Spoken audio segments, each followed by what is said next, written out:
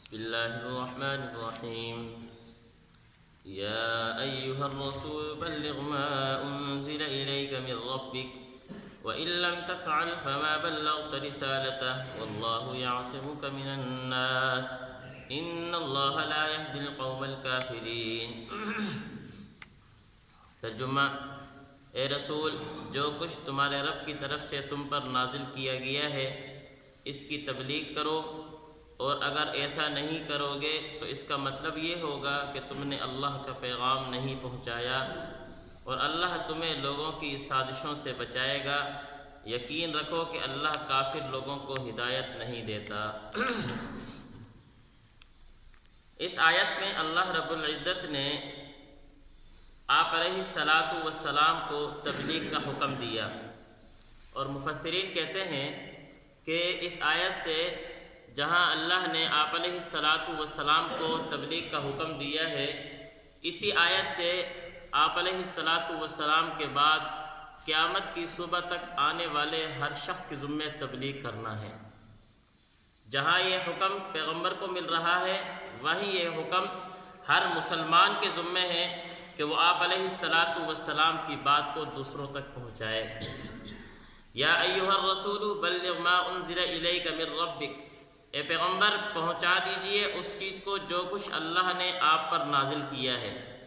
آگے اللہ نے فرمایا وَإِن لَّمْ تَفْعَلْ فَمَا بَلَّغْتَ رِسَالَتَهُ، اگر آپ نے اللہ کے پیغام پہنچانے میں تھوڑی سی بھی کوئی کمی کی، تھوڑی سی بھی ممکن نہیں تھی، اللہ ہمیں سمجھا رہے ہیں کہ پیغمبر کو یہ فرمایا کہ اے پیغمبر، اگر آپ نے اللہ کے پیغام پہنچانے میں تھوڑی سی بھی کمی کی، فما بلغت رسالتہ، تو آپ نے اللہ کا پیغام پہنچایا ہی نہیں، تھوڑی سی بھی کمی کی۔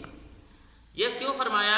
مفسرین کہتے ہیں کہ اس کی کئی وجوہات تھی کہ آپ علیہ الصلاۃ والسلام، چونکہ درد تھا آپ علیہ الصلاۃ والسلام کے دل میں اس امت کا کہ ایک شخص بھی وہ جہنم میں نہ جائے، وہ اللہ کا نافرمان نہ بنے، اللہ کا فرم بردار ہو، اللہ کے احکامات پورا کرنے والا ہو۔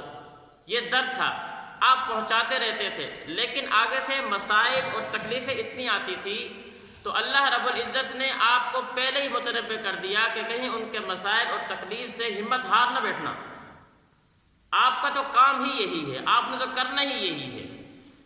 اور اس آیت کے نازل ہونے کے بعد آپ علیہ الصلاۃ والسلام دن رات لگے رہتے تھے، دن رات، صبح شام، دن رات، سردی گرمی، کچھ نہیں دیکھا آپ علیہ الصلاۃ والسلام نے، ہر وقت لگے رہتے تھے۔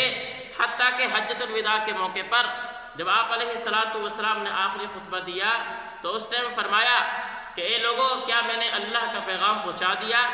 تو حضرات صحابہ نے کیا فرمایا تھا کہ صرف پہنچایا نہیں بلکہ پہنچانے کا حق بھی ادا کیا۔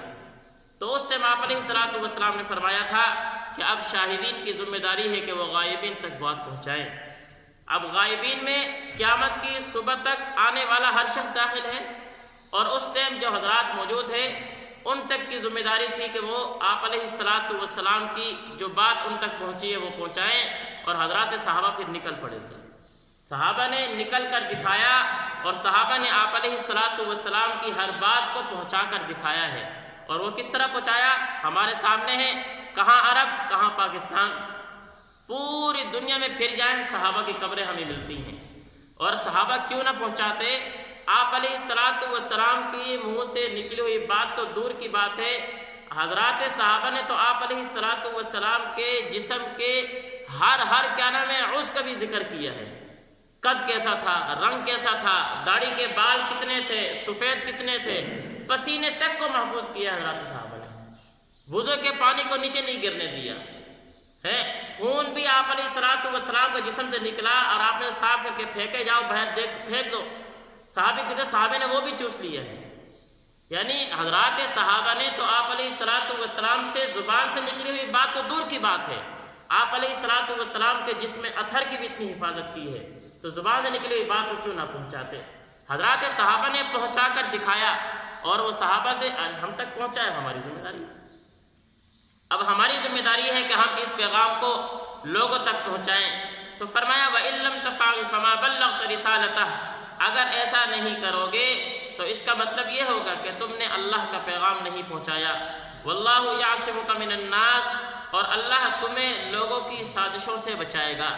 چونکہ آپ علیہ الصلوۃ والسلام کے دشمن زیادہ تھے، مخالفین زیادہ تھے، تنگ کرنے والے زیادہ تھے، تو آپ علیہ الصلوۃ والسلام کو اللہ نے تسلی دی کہ آپ پریشان نہ ہو، کوئی کافر، کوئی دشمن آپ کو ذرہ برابر بھی تکلیف نہیں دے سکتا۔ آپ کا کام ہے تبلیغ کرنا، بس آپ نے لوگوں تک بات پہنچانی ہے۔ اور حدیث میں آتا ہے کہ اس آیت کے نازل ہونے سے پہلے حضرات صحابہ میں سے چند صحابہ آپ علیہ الصلوۃ والسلام کے ارد گرد رہا کرتے تھے حفاظت کے لیے، لیکن جب یہ آیت نازل ہو گئی تو آپ علیہ الصلوۃ والسلام نے ان کو منع کر دیا۔ اب بس اللہ رب العزت کی اس آیت کے نازل ہونے کے بعد اب مجھے سکون مل گیا ہے، میری پریشانی ختم ہو گئی، اب میری حفاظت اللہ کرتے ہیں، اس لیے کوئی ضرورت نہیں ہے کہ میرے ارد گرد صحابہ رہا کریں۔ اور حضرات صحابہ نے آپ علیہ الصلوۃ والسلام کی تمام باتوں کو پہنچانے کا اتنا اہتمام کیا، روایت میں آتا ہے کہ اگر کوئی حدیث اس طرح کی تھی جو زندگی میں نکالنے کے لیے صحابہ کے جان کے لیے خطرہ بنی تھی، تو حضرات صحابہ نے اس حدیث کو بھی بیان کیا ہے، اور مرنے سے پہلے بھی کیا ہے، اس حدیث کو بیان کرنے سے پہلے گریز نہیں کیا، صحابہ کو سنا کر چلے گئے ہیں کہ یہ حدیث بھی میں نے آپ علیہ الصلوۃ والسلام سے سنی ہے۔ جس طرح معاذ رضی اللہ کے بارے میں آتا ہے کہ اس ٹائم انتقال ہونے لگا تو ایک صحابی کو بلایا، کہا کہ میں نے یہ حدیث آپ سنی تھی تو یہ کیا ہے، سن لو، کہیں ایسا نہ ہو کہ یہ میرے دل میں رہ جائے اور میں اس کو دنیا سے لے کر چلا جاؤں اور میں اس وعید میں آ جاؤں کہ میں نے اللہ کا پیغام اور اللہ کے رسول کا پیغام نہیں پہنچایا۔ تو وہ پہنچاتے تھے۔ واللہ یعصمک من الناس، اللہ رب العزت تمہیں لوگوں کی سازشوں سے بچائے گا۔ ان اللہ لا یہدی القوم الکافرین، یقین رکھو کہ اللہ کافر لوگوں کو ہدایت نہیں دیتا۔ یہاں پر ہدایت سے مراد ہدایت ایمانی نہیں، بلکہ آپ علیہ الصلوۃ والسلام کو تکلیف پہنچانے والی رہنمائی نہیں ملے گی کافر کو، یعنی کوئی ایسا راستہ ان کو نہیں ملے گا جس کی وجہ سے وہ آپ علیہ الصلوۃ والسلام کو تکلیف پہنچا سکے۔ باقی ہدایت وہ تو اللہ رب العزت نے رکھی ہے، وہ جس کے مقدر میں ہے وہ تو اس کو مل سکتی ہے۔ اس ہدایت سے مراد ہدایت ایمانی نہیں کہ کسی کو اللہ ایمان نہیں دے گی، کسی کافر کو نہیں۔ واللہ ان اللہ لا یہدی القوم الکافرین، بلکہ اللہ رب العزت کافر قوم کو آپ علیہ الصلوۃ والسلام کو تکلیف پہنچانے والی رہنمائی نہیں دیں گے، وہ آپ علیہ الصلوۃ والسلام کو تکلیف نہیں پہنچا سکیں گے۔